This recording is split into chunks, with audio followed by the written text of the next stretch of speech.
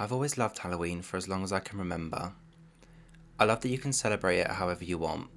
You don't have to buy gifts for people, and you can just do lots of fun things like pumpkin picking and go to theme parks for their special Halloween nights. My mum didn't really want me going this year because at one of the parks last year, a boy named Timmy had gone missing. There were lots of missing posters around the local town to help find him. That's when the rumours started that maybe he had been kidnapped. An even crazier rumour was that he had fallen off a roller coaster and the theme park had hid his body to cover it up. However, I'm not sure that actually happened. My mum didn't go into too much detail, just that she wanted us to be safe. That being said, my friends and I go every year without fail, and this year was no exception.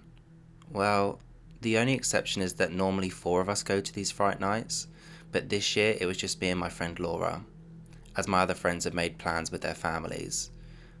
Laura loved Halloween just as much as I did. We would always watch spooky films, talk about ghosts, and we even had cute matching pumpkin tattoos. We arrived at the park in the morning when it first opened to make the most of all the fun rides before the park gets busy in the evening. There are quite a few good mazes this year, including two new mazes, one called Crazy Chainsaws and the other called The Witch of the Wood. I was excited to try the Witch of the Wood maze because I love anything to do with witches, magic and anything supernatural. Anyway, me and my friend Laura were having lots of fun going on all of the roller coasters and rides at the theme park. It was getting late, so we decided to have something to eat and then make our way over to the mazes because by that time it would be dark. Now, the theme park is huge, and to walk around to different areas it takes quite a while. You can, however, cut through the middle of the park, which included a lake, a beautiful flower garden, and some woods. We decided to walk through the middle of the park to save some time, rather than going all around the outside of the park. We had passed the flower garden and the lake, and had made it to the thicker part of the woods. A man holding a gaslit lantern suddenly appeared from behind a tree in front of us and made us jump. The workers at the theme park do this often.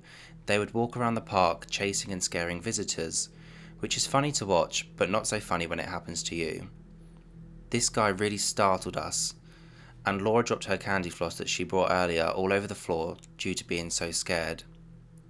We then looked at each other and started laughing because of how we'd screamed in terror and how silly it was to be so scared over a theme park employee. We looked back to the gas lantern wielding employee, and he did not break character once, not even a smirk. He just blankly looked at us, almost as if he was looking just straight through us. Our laughing stopped and we just stood there looking at the man as the silence between us now grew louder and louder. I started to feel really uncomfortable. Fancy seeing something truly scary? He said. Me and Laura looked at each other hesitantly as he was really giving us the creeps. Don't be scared. You'll be amazed.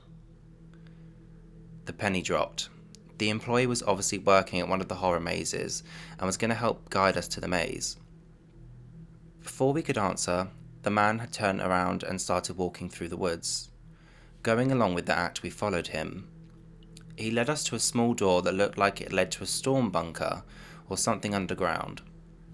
I was shocked at how much effort the theme park had put in to scare its guests this year, and I was so ready for it. The man opened the door and gestured us to go inside. After walking down around 15 stairs, we reached the rocky floor. It was dark, foggy, and smelt like damp. It was hard to see down there, but we could make out what looked like candlelight in the distance. Me and my friend, now linking arms to feel safer, we slowly but surely wandered down the eerie path towards the light. I thought to myself how cool it was, and I was still amazed at the amount of effort the park had put into this maze. Although I wasn't sure what this one was called. I didn't see a sign outside of the entrance, but I assumed this must be the witch's home from the new maze, the Witch of the Wood.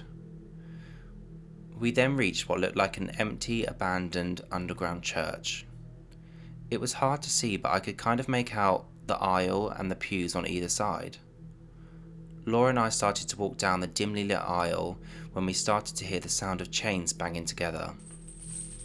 Laura screamed, which made me think she saw something behind us, so I ran forward in fear. I stubbed my toe on what looked like a metal hoop staked into the floor. Suddenly, a hand from underneath the pew grabbed my ankle. I was too shocked and scared to scream. Instead, I just looked down at the small, skinny hand that clutched my ankle. It then, with one tug, pulled me over onto the floor. A small skeletal child creeped out from underneath the pew. Their bones seemed to creak as they crawled their way towards me. I was so scared, I wanted to cry, but nothing would come out. The child grew closer, and by this point I could make out red bloodshot eyes and fingernails that looked like they had been digging due to the blood and the dirt that was on them. They grabbed my knee and used it to pull themselves closer towards me. Help. Help. A soft voice groaned from the fragile body. Help. He won't let me go.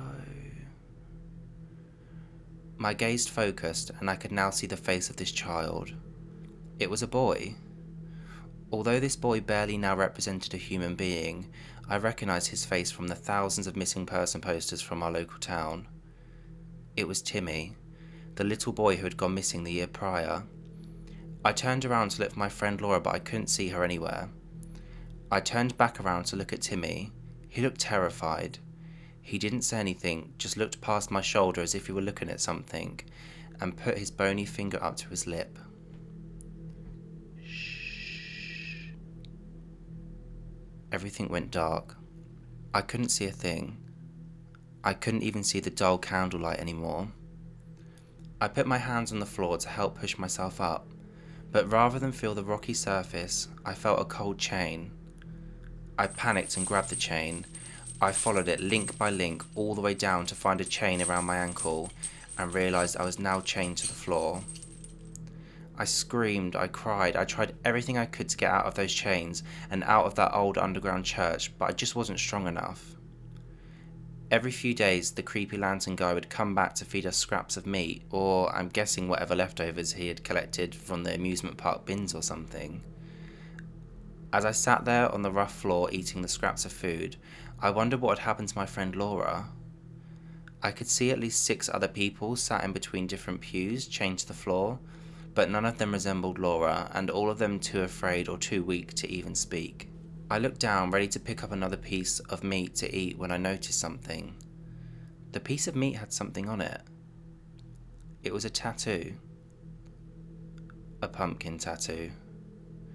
I instantly threw up and kicked the bowl of food away from me. How could somebody hurt my friend like this? I grew angry and started to scratch the ground and try to dig my way out of the chains. My fingers started bleeding as I scratched away at the dirt. I didn't even feel the pain. I just stared at my muddy, bloody fingers, attempting to free me from my chains, but nothing worked. I've been down here for some time now. My hair is long, thin, and brittle. My hands are so bony and blood-stained. My body just a mere skeleton of what it used to be. I have started to even enjoy the company of the silent lantern man that brings me food every few days. Every year he brings new wandering theme park visitors down to the church. They don't know who I am. They think I'm an actor in the theme park maze. And if they do recognize me from what I assume is my missing persons poster from years prior, by that time, it's already too late.